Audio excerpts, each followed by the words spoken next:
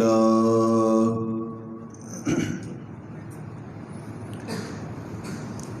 إن الحمد لله نحمده ونستعينه ونستغفره ونعوذ بالله من شرور أنفسنا ومن سيئات أعمالنا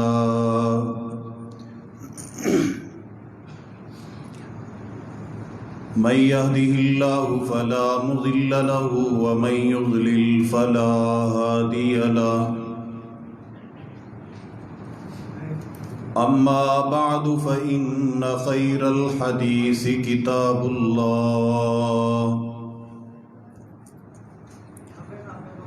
وخير الهدي هدي محمد صلى الله عليه وسلم وشر الأمور محدثاتها وكل محدثة بدعة وكل بدعة ضلالة وكل ضلالة في النار. قال الله تبارك وتعالى في كلامه المجيد: أعوذ بالله السميع العليم من الشيطان الرجيم. بسم الله الرحمن الرحيم.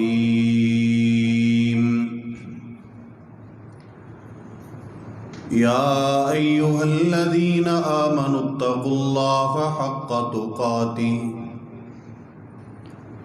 ولا تموتن إلا وأنتم مسلمون.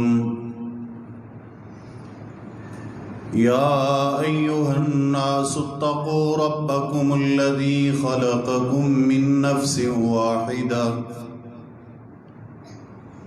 وخلق منها زوجها وبث منهما رجالا كثيرا ونساء واتقوا الله الذي تساءلون به والأرحام إن الله كان عليكم رقيبا. يا أيها الذين آمنوا اتقوا الله وقولوا قولا سديدا يصلح لكم أعمالكم ويغفر لكم ذنوبكم ومن يطع الله ورسوله فقد فاز فوزا عظيما. وقال الله تبارك وتعالى في مقام آخر: والفجر وليال عشر والشفع والوتر.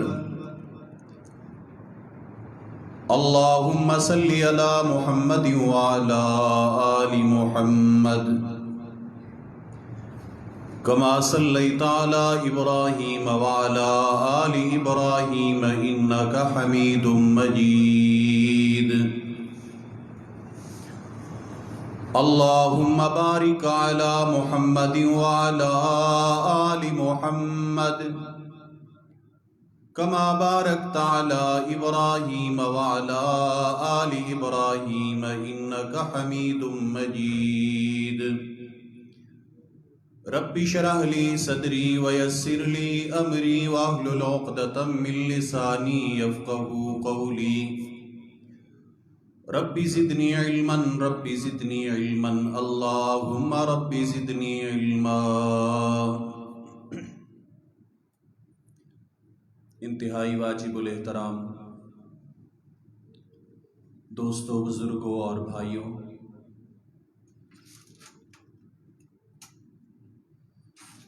اللہ تبارک و تعالی نے حرمت والے 4 مہینے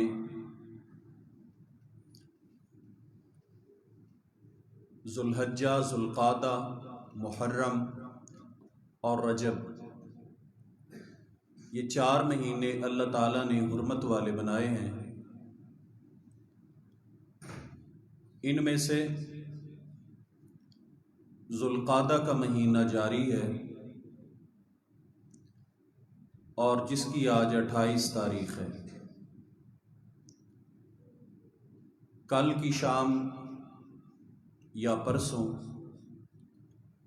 ذوالحجہ کا چاند نظر آ جائے گا،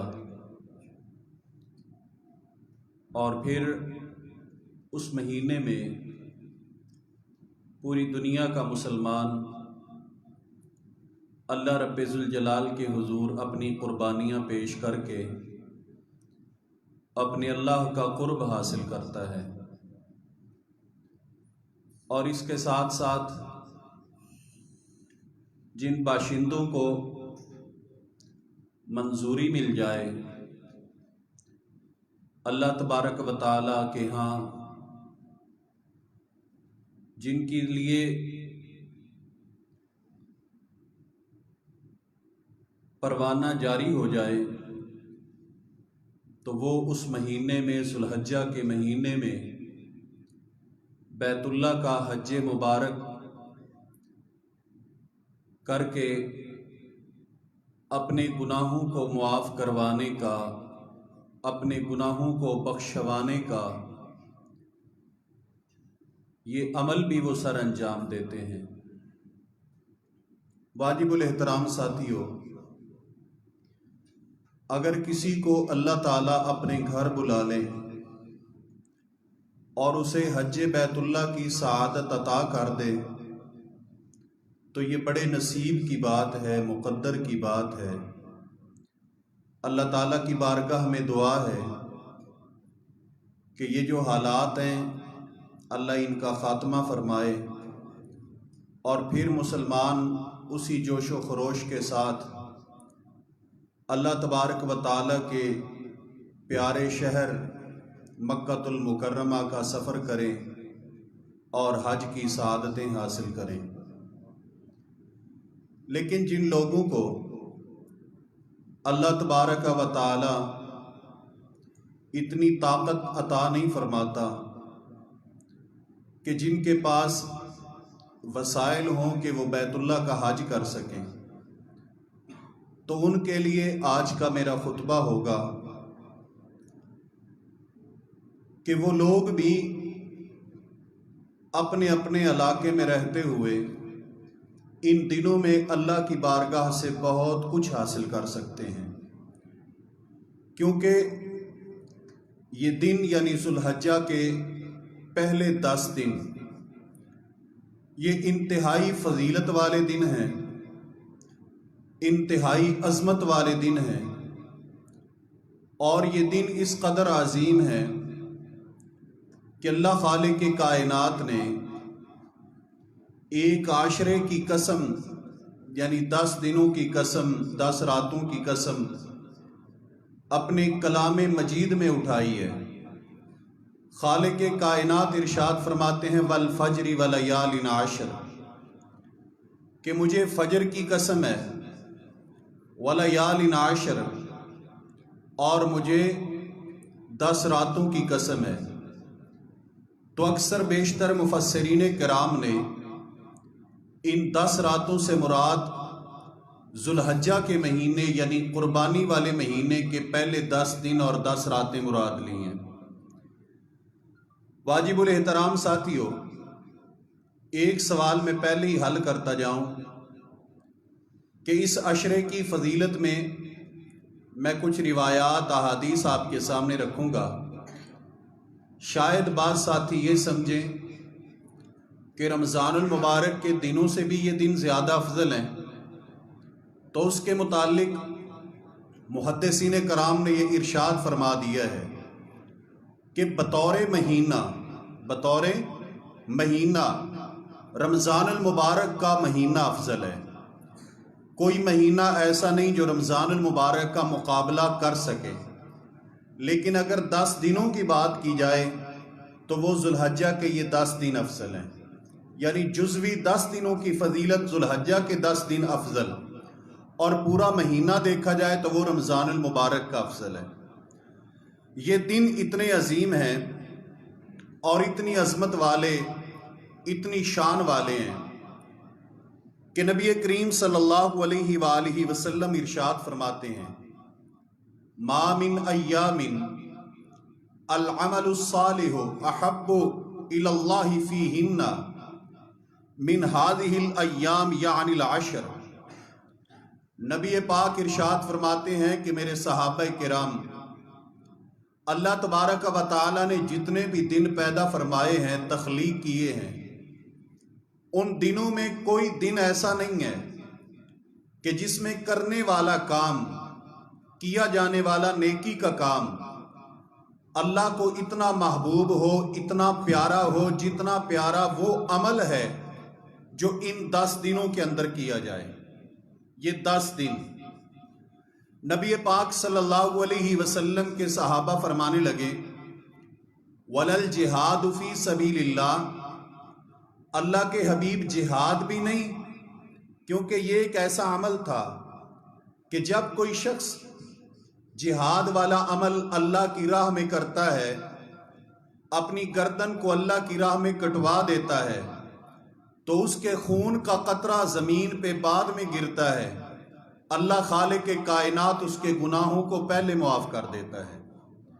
حضرات گرامی، یہ عمل اتنا محبوب ہے، نبی پاک صلی اللہ علیہ وآلہ وسلم کے صحابی سیدنا جابر میرے پیغمبر کو پریشان نظر آئے۔ نبی پاک صلی اللہ علیہ وسلم نے پوچھا، جابر کیوں پریشان ہو؟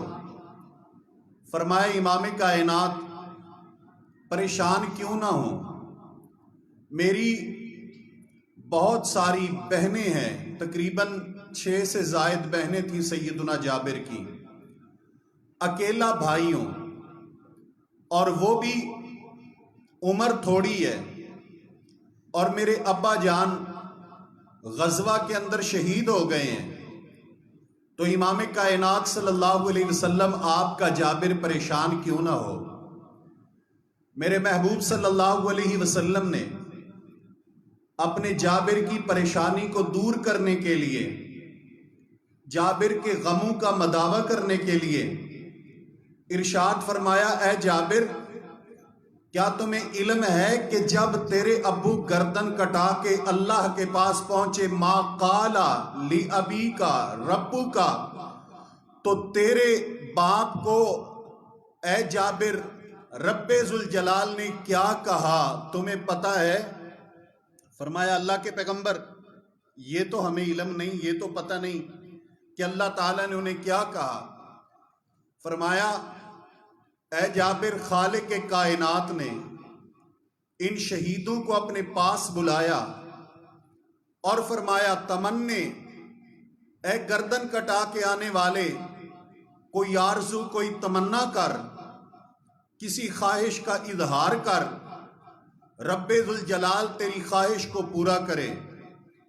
آپ کے ابا کہنے لگے، دیگر شہداء کہنے لگے، اے الہ العالمین، ہماری کوئی خواہش نہیں ہے، تو راضی ہو گیا، جنت کے نظارے کروا دیے، اور کیا خواہش ہو سکتی ہے؟ کوئی خواہش تمنا نہیں۔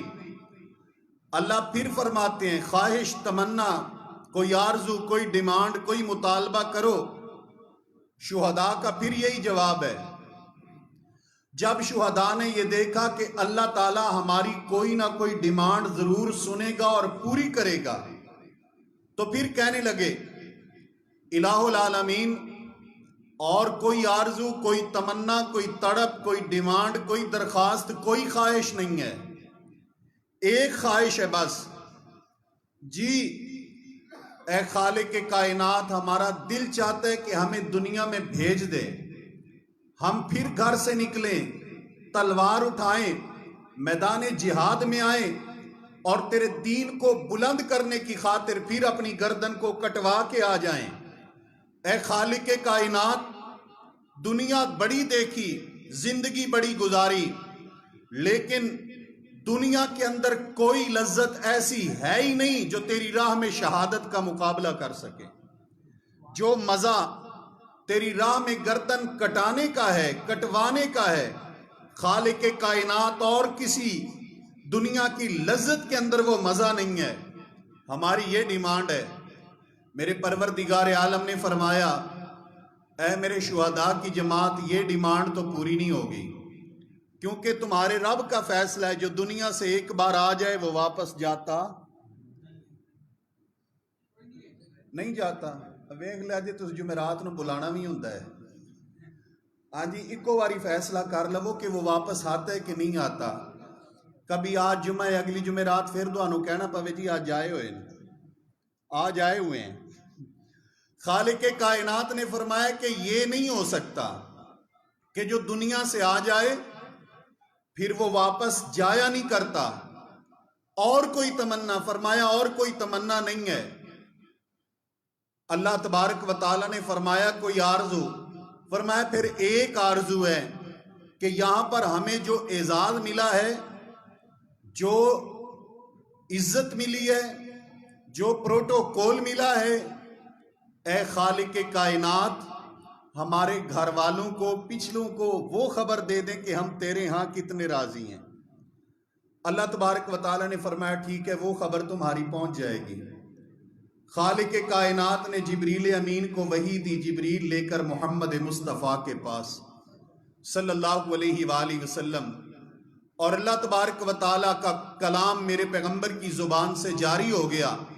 نبی کائنات نے امت کو بتلا دیا، فرمایا کہ لوگو اللہ کہہ رہا ہے شہداء کے متعلق، فرمایا وَلَا تَقُولُوا لِمَنْ يُقْتَلُ فِي سَبِيلِ اللَّهِ أَمْوَاتٌ بَلْ أَحْيَاءٌ عِنْدَ رَبِّهِمْ وَلَكِنْ لَا تَشْعُرُونَ۔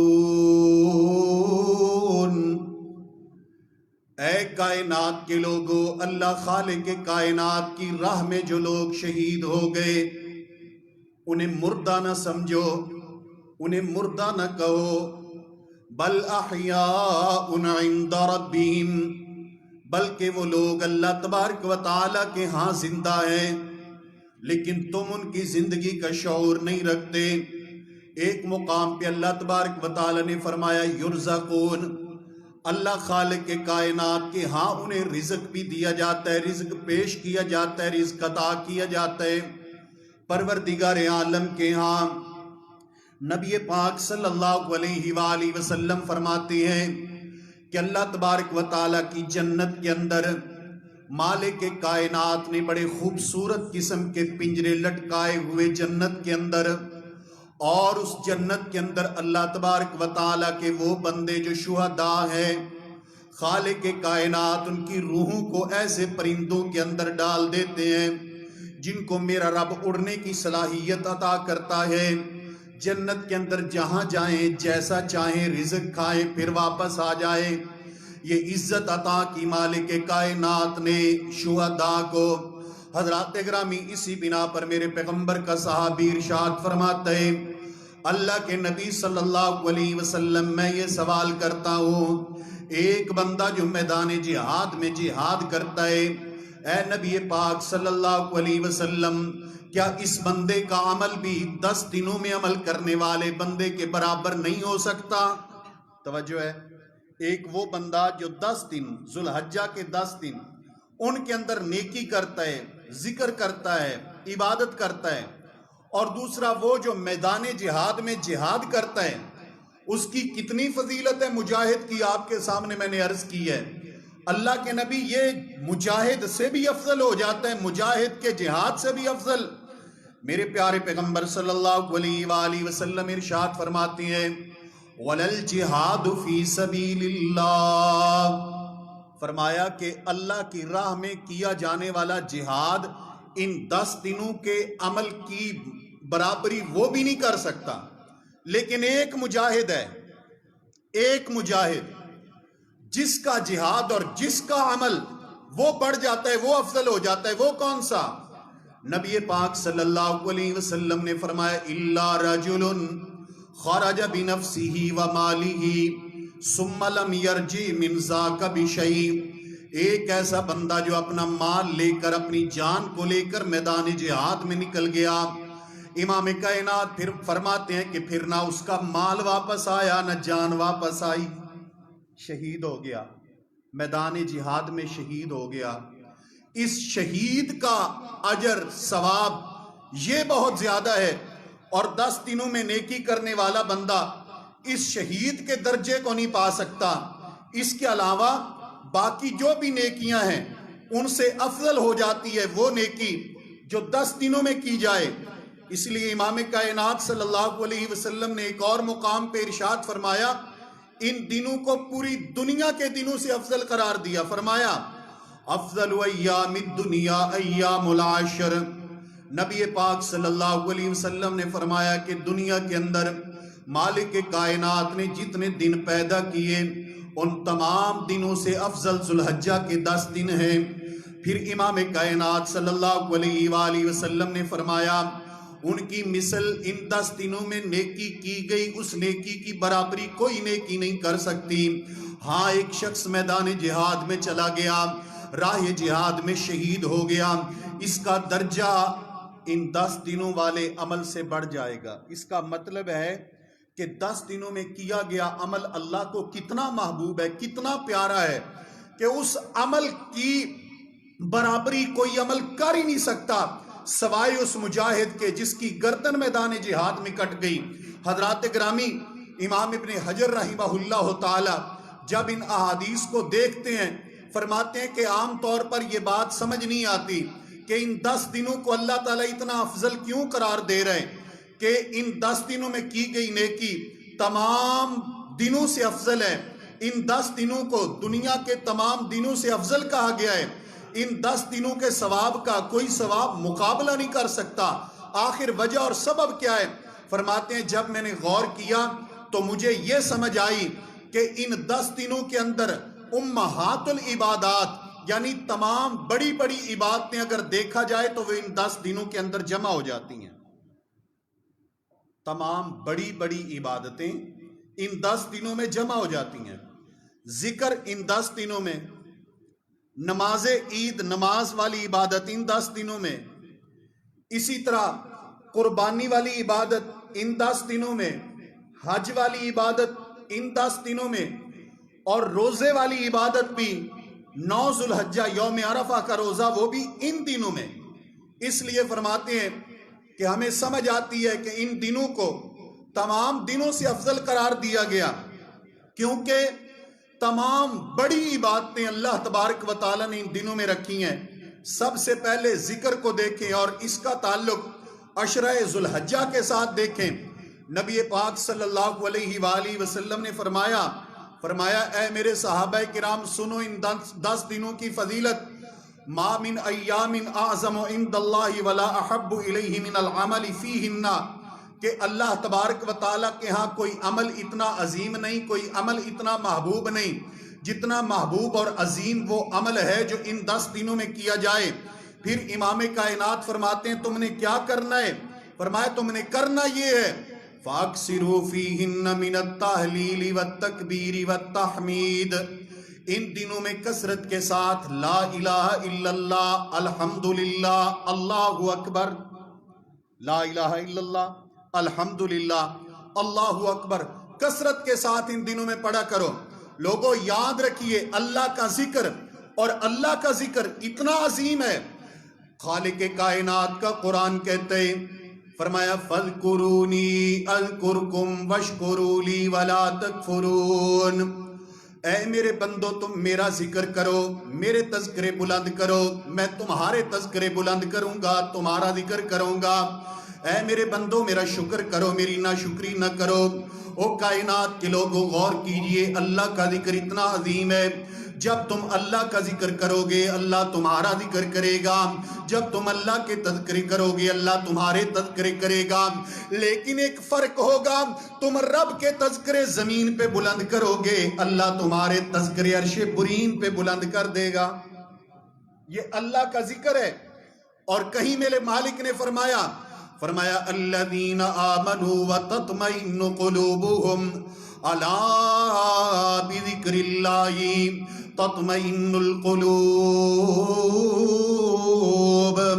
وہ لوگ جن کا دل اللہ تبارک و تعالیٰ کے ساتھ مطمئن ایمان لائے، اللہ تبارک و تعالیٰ کے ساتھ ان کا دل مطمئن ہو گیا، اللہ کی ذات پر یقین، اللہ کے رسول پر یقین، اللہ کی کتاب پر یقین، اللہ کے وعدوں پر یقین۔ دکھ آ گیا ہے، پریشانی آ گئی ہے تو پھر بھی اطمینان ہے ان کو، غموں کے اندر بھی مطمئن رہتے ہیں، اور اگر خوشی مل گئی ہے تو پھر بھی آپے سے باہر نہیں ہوتے، پھر بھی اپنے رب کو یاد رکھتے ہیں، پھر بھی لوگوں وہ مطمئن نہیں رہتے ہیں۔ اللہ خالق کائنات نے فرمایا ان کو اطمینان ملتا کیسے ہے؟ فرمایا وَتَطْمَئِنُّ قُلُوبُهُمْ أَلَا بِذِكْرِ اللَّهِ تَطْمَئِنُّ الْقُلُوبُ۔ لوگوں اطمینان ملتا ہے تو اللہ کے ذکر کے ساتھ، سکون ملتا ہے تو اللہ کے ذکر کے ساتھ، تسلی ملتی ہے تو اللہ کے ذکر کے ساتھ۔ او کائنات کے لوگوں، بندہ پریشان ہو جاتا ہے دکھوں کو دیکھ کر، تکلیفوں کو دیکھ کر، پریشانیوں کو دیکھ کر، سوچتا ہے میں کون سی گولی استعمال کروں مجھے سکون مل جائے۔ لوگوں سب سے بڑی گولی، سب سے بڑی دوائی، سب سے بڑا علاج اللہ تبارک و تعالیٰ کا ذکر ہے۔ اللہ کا ذکر کیجئے، اطمینان مل جائے گا۔ آج اطمینان کیوں نہیں ہے؟ گھروں میں سکون کیوں نہیں؟ گھروں کے اندر پریشانیاں کیوں ہیں؟ صرف اس لیے کہ ہمارے گھر اللہ کے ذکر سے خالی ہو چکے ہیں، اور ہمارے گھروں میں اللہ تبارک و تعالیٰ کی ناشکری کے کلمات، اللہ تبارک و تعالیٰ کی نافرمانی کے کلمات، شیطان کو راضی کرنے والے کلمات، ان کی بہتات ہو چکی ہے، کثرت ہو چکی ہے۔ اس لیے یاد رکھیے، اگر چاہتے ہیں اطمینان تو اللہ تعالیٰ کا ذکر کیجئے۔ اور خالق کائنات نے فرمائے جب میرا بندہ میرا ذکر کرتا ہے میں اس کا ذکر کرتا ہوں، بندہ میری طرف چل کے آتا ہے، میرے رب نے فرمایا میں اس کی طرف دوڑ کے آتا ہوں۔ بندہ ایک ہاتھ آتا ہے، اللہ مالک کائنات نے فرمایا کہ میں اپنے بندے کی طرف پورے 2 ہاتھ جتنا اس کے قریب ہو جاتا ہوں۔ یعنی اللہ تبارک و تعالیٰ کا ذکر ایک ایسی چیز ہے جب انسان کی زبان پہ جاری ہوگا تو خالق کائنات اس بندے کے تذکرے بھی کریں گے، اس پہ راضی بھی ہوں گے، میرے مالک اس کو اطمینان بھی عطا کریں گے۔ اور یاد رکھیے امت کو ذکر کی تلقین تو اللہ کے پیغمبر جناب ابراہیم نے بھی کی ہے۔ میرے پیغمبر نے فرمایا معراج کی رات ہے، سیر پہ ہوں، میری ملاقات جد الانبیاء جناب ابراہیم کے ساتھ ہو گئی۔ فرمایا محمد صلی اللہ علیہ وسلم، جی خلیل اللہ، فرمایا جب آپ زمین پہ جائیں اقرِ امتک منی السلام، اپنی امت کو میرا سلام کہنا۔ سیدنا ابراہیم فرماتے ہیں اپنی امت کو میرا سلام کہنا۔ اس کے بعد دوسری بات یہ ہے کہ اپنی امت کو بتلا دینا ان الجنت طیبۃ التربۃ عذبۃ الماء وانھا قیعان، کہ جنت کی مٹی زرخیز ہے، جنت کے اندر پانی میٹھا ہے، لیکن جنت میدان ہے، جنت کے اندر کوئی درخت نہیں ہے، درخت تم لوگوں نے خود لگانے ہیں۔ اپنی امت کو بتا دینا کہ اپنے لیے جنت میں درخت لگائیں۔ اور درخت کیسے لگیں گے؟ سیدنا ابراہیم علیہ السلام ارشاد فرماتے ہیں غراسوہا لا الہ الا اللہ والحمد للہ لا الہ الا اللہ واللہ اکبر، کہ جب یہ کلمات اپنی زبان سے ادا کرے گی آپ کی امت، سبحان اللہ والحمد للہ ولا الہ الا اللہ واللہ اکبر، یہ کلمات اپنی زبان سے ادا کریں گے، خالق کائنات آپ کی امت کے جنت میں درخت لگا دے گا۔ درخت لگیں گے سبحان اللہ والحمد للہ ولا الہ الا اللہ واللہ اکبر، یہ کلمات کہیے اور جنت میں درخت لگائیے۔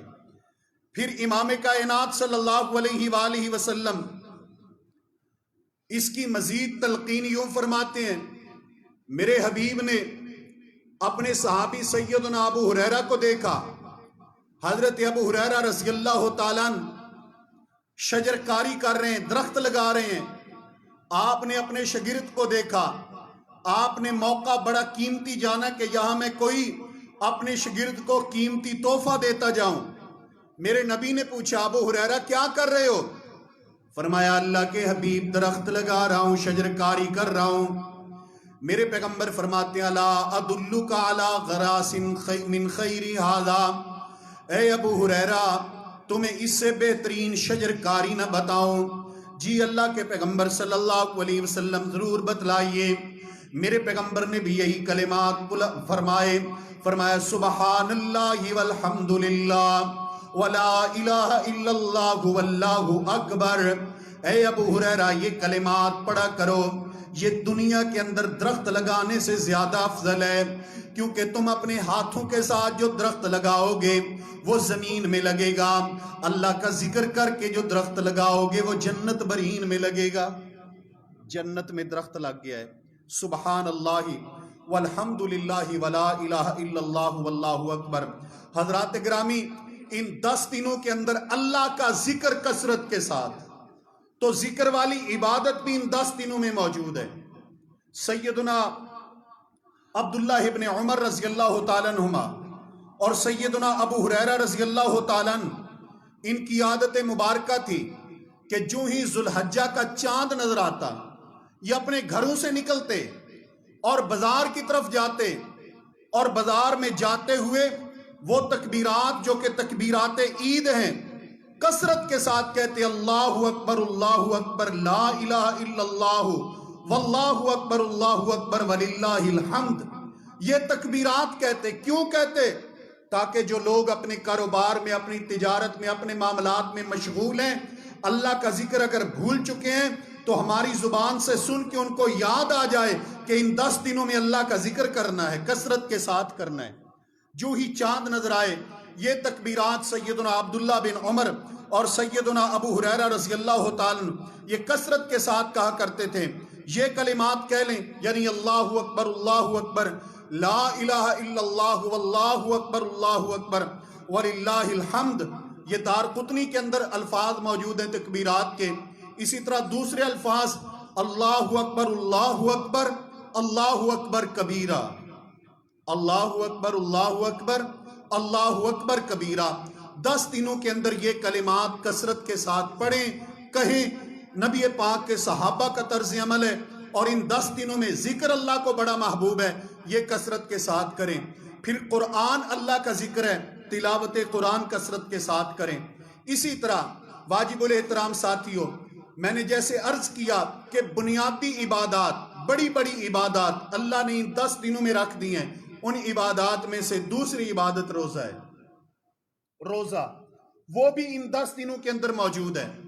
سرور کونین جناب محمد مصطفیٰ صلی اللہ علیہ وآلہ وسلم کی حدیث مبارکہ، آپ فرماتے ہیں ما من عبد یصوم صوما فی سبیل اللہ الا بعد اللہ بذالک اليوم وجہہ عن النار 70 خریفا، کہ کوئی بھی بندہ جو کبھی بھی نفلی روزہ رکھتا ہے، ایک روزہ، اللہ تبارک و تعالیٰ اس ایک روزے کے بدلے اس کے چہرے کو جہنم سے 70 سال دور کر دیتا ہے، ایک نفلی روزے کے بدلے۔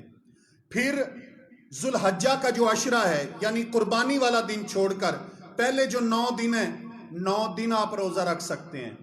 نفلی روزے 9 دن رکھنا چاہیں 9 دن رکھ سکتے ہیں۔ سنن نبی داؤد کی حدیث ہے، کان رسول اللہ صلی اللہ علیہ وسلم یصوم 9 ذی الحجہ، نبی پاک صلی اللہ علیہ وآلہ وسلم ذوالحجہ کے 9 روزے رکھا کرتے تھے۔ یہ 9 روزے آپ رکھ سکتے ہیں نفلی۔ اسی طرح اگر 9 نہیں رکھے جاتے تو کم از کم ایک روزہ وہ ضرور رکھے، 9 ذوالحجہ کا روزہ۔ اس ایک روزے کا اجر کتنا ہے؟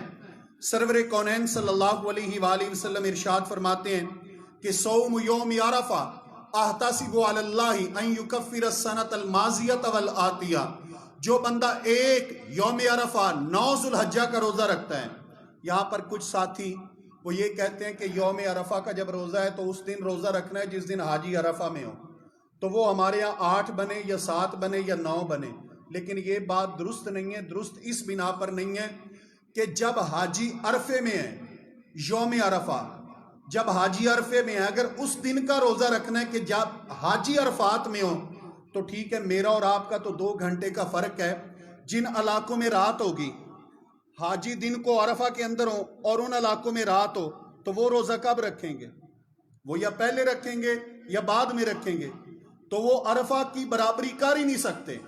لہذا روزے میں نبی پاک صلی اللہ علیہ وسلم نے ہر علاقے کا اپنا مطلع جو ہے اس کو قابل اعتبار قرار دیا ہے. تو جب آپ کے ہاں 9 ذوالحجہ ہو اس دن روزہ رکھیں. میرے پیغمبر فرماتے ہیں کہ مجھے اللہ کے گھر سے امید ہے اللہ میری امت کے 2 سالوں کے گناہ معاف کر دے گا. ایک پچھلا سال، ایک آئندہ سال. کیا خیال ہے، یاد رہے گا؟ 9 تک یاد رہے گا نا انشاءاللہ تعالی. 2 سالوں کے گناہ اللہ مالک کے کائنات معاف فرما دیں گے. اور یہ بھی ذہن میں رکھیں کہ یہ روزہ حاجی نہیں رکھ سکتا. جو بندہ حج کے دنوں میں ہے، حج کر رہا ہے، وہ روزہ نہیں رکھے گا. حضرت ام فضل بنت حارث رضی اللہ تعالیٰ عنہ فرماتی ہیں کہ میرے ہاں کچھ لوگوں نے بیٹھ کے اختلاف کیا کہ اللہ کے پیغمبر کو روزہ ہے کہ نہیں ہے، نبی پاک نے روزہ رکھا ہوا ہے یا نہیں رکھا ہوا. فرماتی ہیں کہ میں نے کہا اب کیسے پتہ چلے اللہ کے پیغمبر کو روزہ ہے کہ نہیں؟ آپ حج میں ہیں، حج کر رہے ہیں، 9 ذوالحجہ کا دن ہے. فرماتی ہیں میں نے دودھ کا ایک پیالہ رسول اللہ کی طرف بھیج دیا صلی اللہ علیہ وسلم. آپ نے پی لیا تو اس کا مطلب ہے روزہ نہیں ہوگا، واپس کر دیا تو روزہ ہوگا.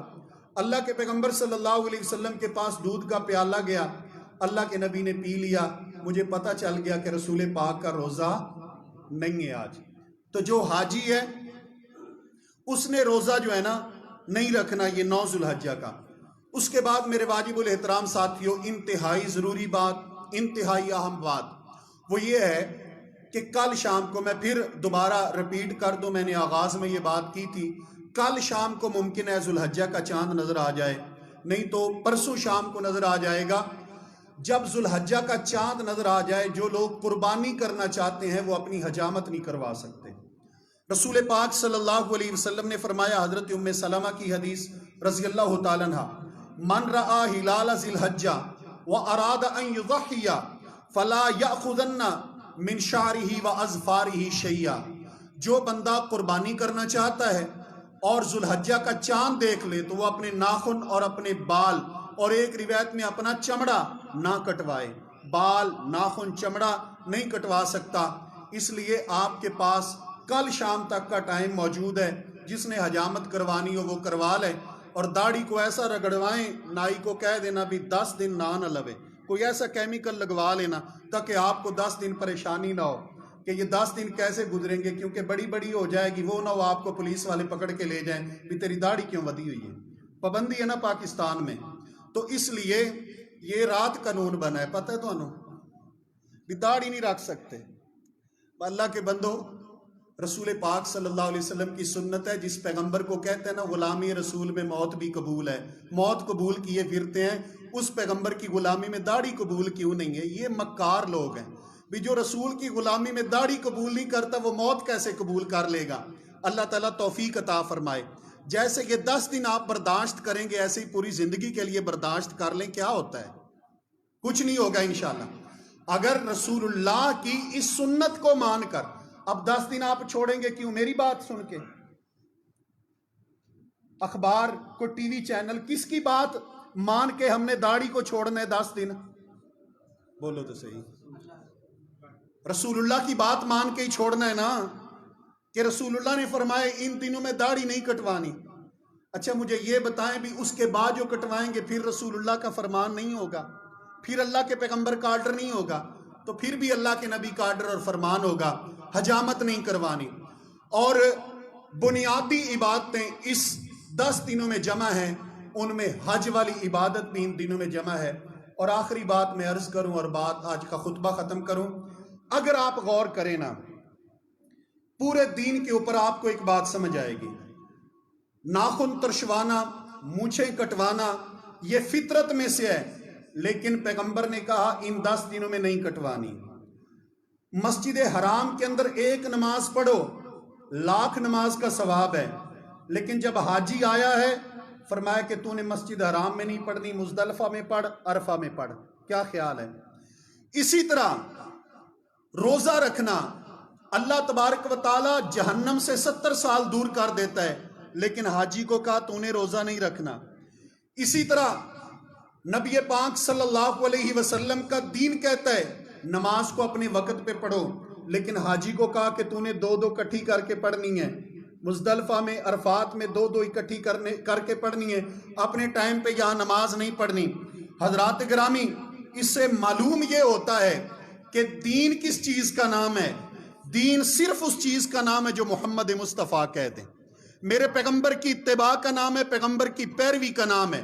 جب پیغمبر کہیں مونچھیں کٹوا تو کٹوانا ثواب ہے، جب پیغمبر کہیں بڑھا تو بڑھانا ثواب ہے، جب میرے نبی کہیں روزہ رکھ تو روزہ رکھنا ثواب ہے، جب امام کائنات کہیں روزہ چھوڑ تو چھوڑنا ثواب ہے، جب اللہ کے پیغمبر کہیں کہ نماز کو اپنے ٹائم پہ پڑھو، اپنے ٹائم پہ پڑھنا ثواب ہے، جب امام کائنات کہیں اپنے ٹائم پہ نہیں پڑھنی تو اس وقت اپنے ٹائم پہ نہ پڑھنا ثواب ہے۔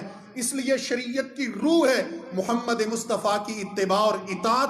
اللہ تبارک و تعالی ہمیں عمل کی توفیق عطا فرمائے، آمین ثم آمین۔ واقول قولی ھذا واستغفر اللہ لی ولکم ولسائر المسلمین۔